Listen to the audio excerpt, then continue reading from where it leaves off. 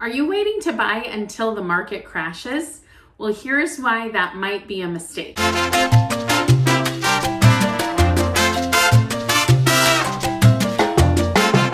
everyone, I'm Brittany with Brittany Hannon Real Estate, and today we're going to talk about the market and what it looks like today.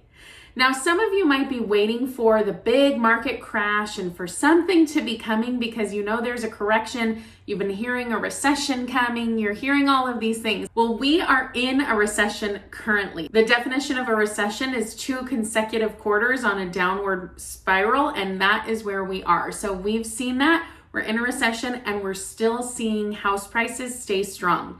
Now, why is that? Because in 2008, when we had that recession, the Great Recession, housing was driving everything down and the housing prices were collapsing. Well, here's what happened in 2008 and why we're not going to see the same thing now.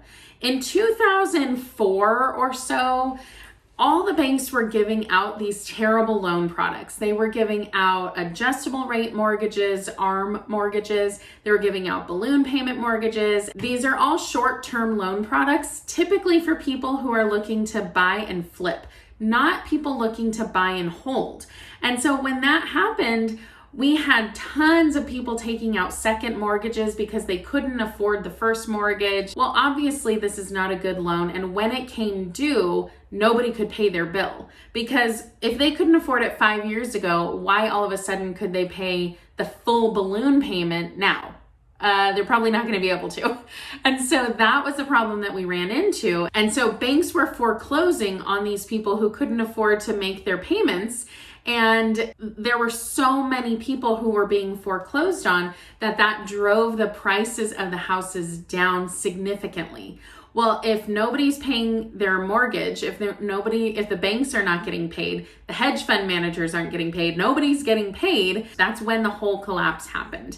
And so it was due to the housing market, the lending market, all of these things were why this huge Great Recession happened.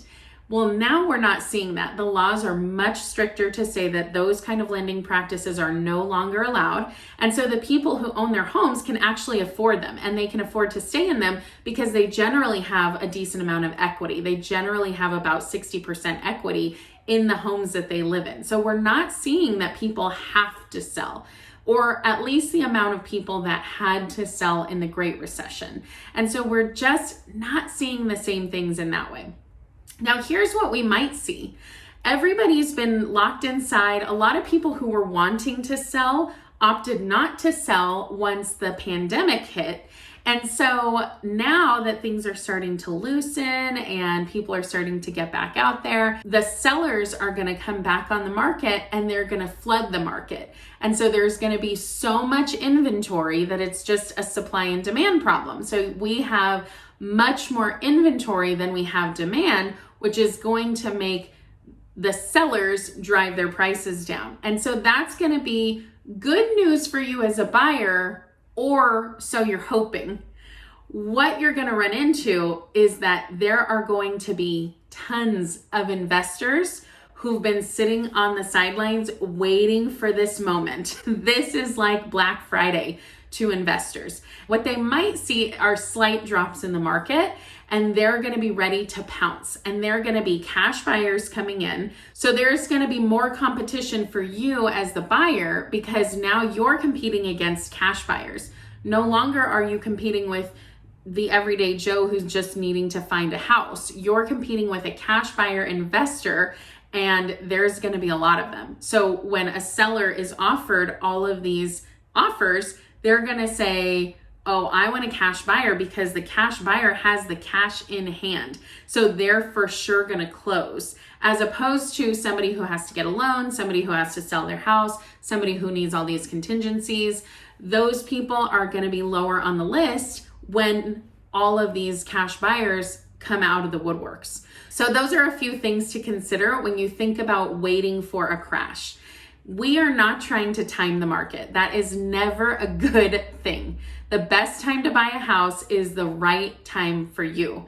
If right now is the right time to buy a house, then this is the best time. If in 6 months is the right time to buy a house, then that's going to be the best time. The best time to buy a house is the right time for you.